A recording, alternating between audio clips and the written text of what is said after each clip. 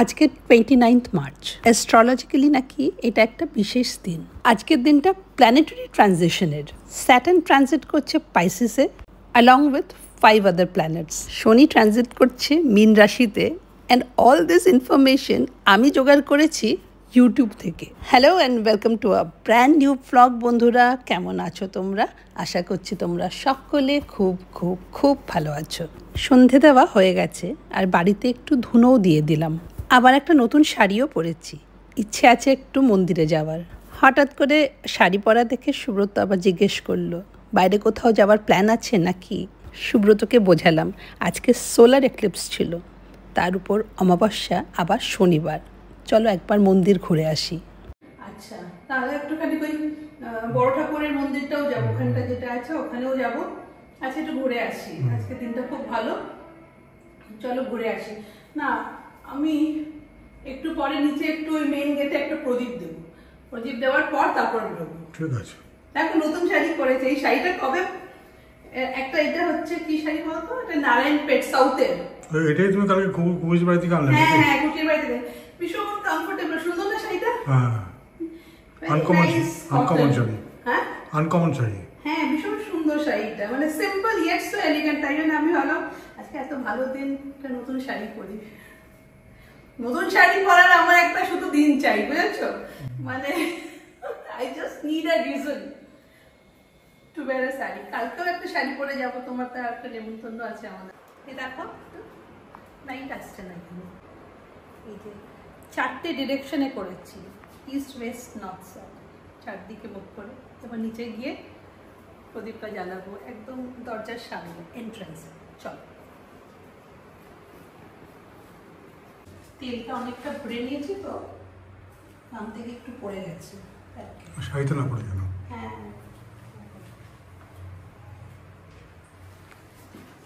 Entrance বলতে এখানটাই রাখছি, বাইরে তো রাখা যাবে না।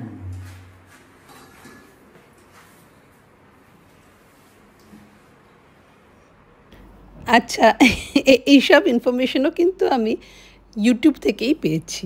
অনেক জায়গায় বলতে শুনলাম 8:18 বাড়ির এন্ট্রান্সে প্রদীপ জ্বালাতে, আর প্রদীপের সলতেটা যেন চারদিকে থাকে, 4 direction, east West north south. একটু আগেই নেমে এসেছি, এখন অপেক্ষা করছি 8:18 বাজার। আমার মনে হলো প্রদীপই তো জ্বালাতে বলেছে, আর প্রদীপ জ্বালাতে অসুবিধাটা কোথায়? তবে জানো তো, আমি প্রদীপ জ্বালাতে ভীষণ ভয় পাই। একবার আমার বাড়ির মিটার বক্সে আগুন লেগেছিল। মিটার বক্সটা তখন ঘরের ভেতরেই ছিল, আর তারপর থেকে I am mortally scared of fire.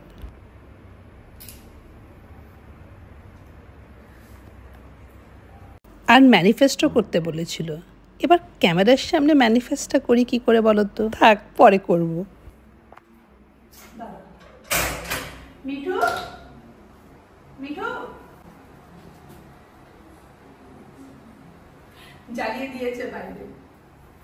মিঠুকেও বলেছিলাম বাইরে এন্ট্রান্সে তুলসী গাছের সামনে প্রদীপটা জ্বালিয়ে দিতে, ও জ্বালিয়ে দিয়েছে। ওর মেয়ে তো রোজই প্রদীপ দেয়, আজকে বলেছিলাম এই সময়টা দিয়ে দিতে।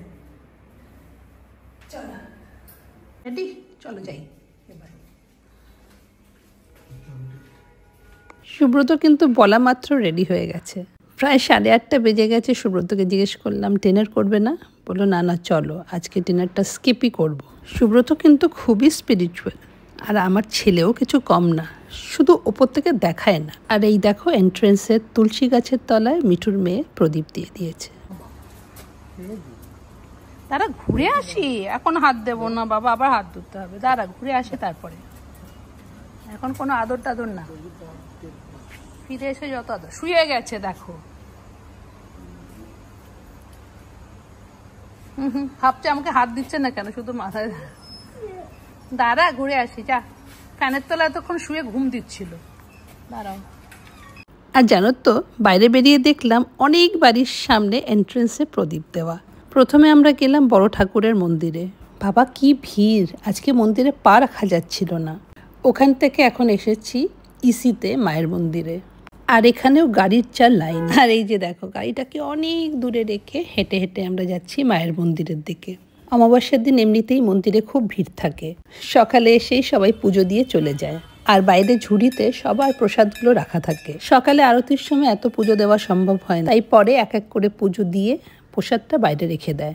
যে যখন পারে এসে প্রসাদগুলো নিয়ে যায়। আর ওই দেখো, ওই যে সুব্রত ওখানে লাইন দিয়েছে মায়ের প্রসাদের জন্য। Good morning. আজকে দেখো ফ্রিজ থেকে সকাল সকাল সব ধনেপাতা জমেছিল, কত ধনেপাতা জমেছিল। এটা চাটনি করে রেখে দেবো, পরে স্যান্ডউইচ বা যা কিছু বানানো যায়। উচ্ছে, আজকে উচ্ছে দিয়ে ডাল করব। ভেন্ডিটাকে ভালো করে ধুয়ে শুকোতে দিয়েছি, আগে শুকিয়ে নিয়ে তারপরে মেবি কুরকুরে ভেন্ডি বানাবো, জানি না এখন।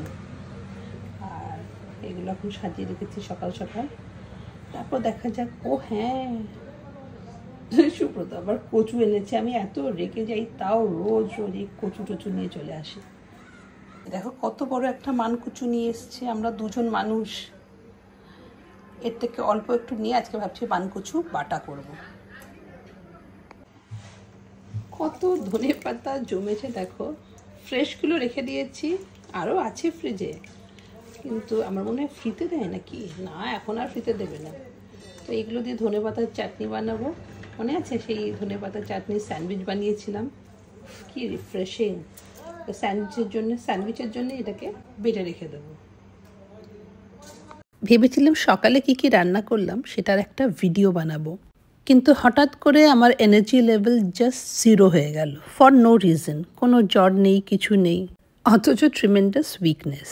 তোমরা কেউ একজন আমাকে সাজেস্ট করেছো ভিটামিন ডি টেস্ট করানোর জন্য, আর সেটা আমাকে করতে হবে। আর এই যে সন্ধেবেলায় আমি কোনো রকমে রেডি হয়েছি আজকে টলি ক্লাব যাব বলে। এই মণিপুরি মরিংফি শাড়িটা কবে কিনেছিলাম বলো তো? পুজোর আগে। এই প্রথম পরলাম।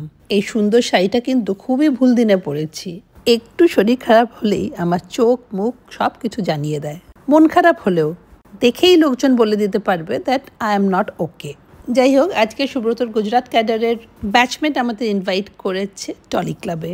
শুধু আমাদের না, সঙ্গে আরও 2জন ব্যাচমেট, তার মধ্যে একজন ব্যাচেলার। সন্ধেবেলা মা ফ্লাইওভার দিয়ে পাস করলেই এই জায়গাটা ঠিক ক্যামেরাটা অন হয়ে যায়। অনেক দিন পর আজকে টলি ক্লাবে যাচ্ছি। কতদিন পরে এলাম বলো টলি ক্লাবে? 15 বছর। কি তাড়াতাড়ি বছরগুলো ঘুরে যাচ্ছে। 15 বছর আগে আমরা টলি ক্লাবের কর্পোরেট মেম্বার ছিলাম। তখন সুব্রত ছিল চেয়ারম্যান ডিভিসি, আর আমরা তখন এভরি অল্টারনেট ডে টলি ক্লাবে আসতাম। সুব্রতর ড্রাইভার সকালে গাড়ি নিয়ে চলে আসতো, আর সুব্রত চলে যেত টেনিস খেলতে টলি ক্লাবে। তারপর মাঝে মাঝে ওখান থেকে ব্রেকফাস্ট করেই চলে আসতো। আমাকে সবসময় বলতো, তুমি সবসময় বিকেলে যাও, একদিন সকালে চলো। সকালের Tolly Club is just so beautiful. চারিদিকে সবুজ সবুজ আর সবুজ। আমি তখন আমার যোগা, মাসাজ, হেয়ার কাট সব কিছুই টলি ক্লাবেই করতাম। একবার ঢুকে গেলে চাইলে সারাটা দিন কাটানো যায়। এখনও আমরা মেম্বারশিপের জন্য শর্ট লিস্টেড আছি। সুব্রত মাঝে মাঝে আমাকে জিজ্ঞেস করে, মেম্বারশিপ নেব? আমি এনকারেজ করি না। এত টাকা দিয়ে এখন মেম্বারশিপ নেওয়ার কোনো মানেই হয় না। এত দূরে রোজ রোজ কে যাবে? তার চেয়ে বাড়ির পাশে আমরা নিউ টাউন বিজনেস ক্লাবের মেম্বার। সুব্রত নিজের ব্যাচমেটসদের সঙ্গে ওখানে রেগুলার দেখা করে। বাড়ির কাছে, হি ক্যান ড্রাইভ ডাউন, কোনো অসুবিধা হয় না। আজকে সুব্রতর ব্যাচমেটের ওয়াইফ চন্দনা আমাকে জিজ্ঞেস করছিল, are you friends with other batchmate wives? Actually no, আমি হার্ডলি কাউকে চিনি। আমি ওকে বললাম I have friends from all works of life. কেউ আমার যোগা ফ্রেন্ড, কেউ আমার gym friend. Actually I don't believe in formal relationships, যেখানে মন খুলে কথা বলতে পারবো, মন খুলে হাসতে পারবো, যেখানে আমাকে প্রিটেন্ড করতে হবে না, আমি সেখানেই কমফোর্টেবল। এতদিনে তোমরা আমাকে ডেফিনেটলি বুঝে গেছো। But today I had a great time. তবু একটু ভয়ে ভয়ে ক্যামেরাটা অন করছিলাম। বলা যায় না, জাজ করতে লোকের বেশিক্ষণ লাগে না। বাট সুব্রত ওয়াজ কুল। সবাইকে বলছে অ্যাকচুয়ালি এই ভিডিওগুলো ওর চ্যানেলের জন্য নেওয়া হচ্ছে। She has started blogging. হয়তো প্রবলেমটা আমারই। কেউ আমাকে দেখে বিশ্বাস করতে চায় না, but basically I am an introvert. Tolly Club বলে একটা কথা মনে পড়লো। কর্পোরেট মেম্বারশিপের জন্য আমাদের একটা ইন্টারভিউ দিতে হয়েছিল। অনেক লোকজন ছিল, অনেক প্রশ্ন। সুব্রত আমি দুজনেই ছিলাম। পরে সুব্রতকে আমি জিজ্ঞেস করলাম, হাউ ওয়াজ ইট? সুব্রত বলল, তুমি একটু ভেবলে যাও। একদম ঠিক বলেছে। সত্যি আমি একটু ভেবলে যাই, আর সেই জন্যই মনে হয় আমি আমার কমফর্ট জোনে থাকতে ভালোবাসি। আমি এই কথাগুলো কেন বলছি বলো? নিজের উইকনেসগুলো অ্যাকসেপ্ট করা, নিজের ফিয়ার্সগুলো ফেস করা, these are very very important.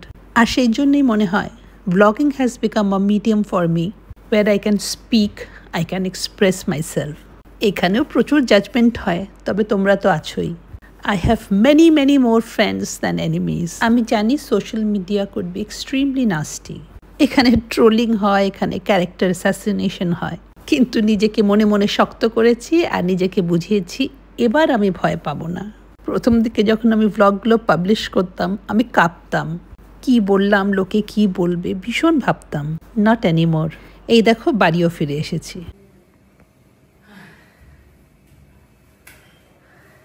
কি খেলাম, বেশি খাওয়া হয়ে গেছে। দেখো গেছিলাম খালি হাতে, দুটো করে ব্যাগ নিয়ে এসেছি। হোস্ট আবার আমাদের গিফটও দিয়েছে, রিটার্ন গিফট। কি দিয়েছে দেখি, তোমার আমার দুজনেরই ক্যাপ।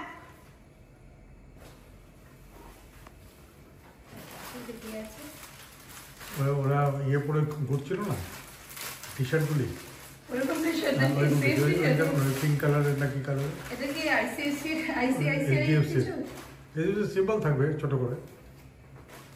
ইয়েস নাকি এটা কিছু নেই। হ্যাঁ, কেউ বুঝতে পারবে না। তুমি এটা পরে হাঁটতে যেতে পারবে, দুটোই একই। চেঞ্জ করে করে এখন গো ফর ওয়াক।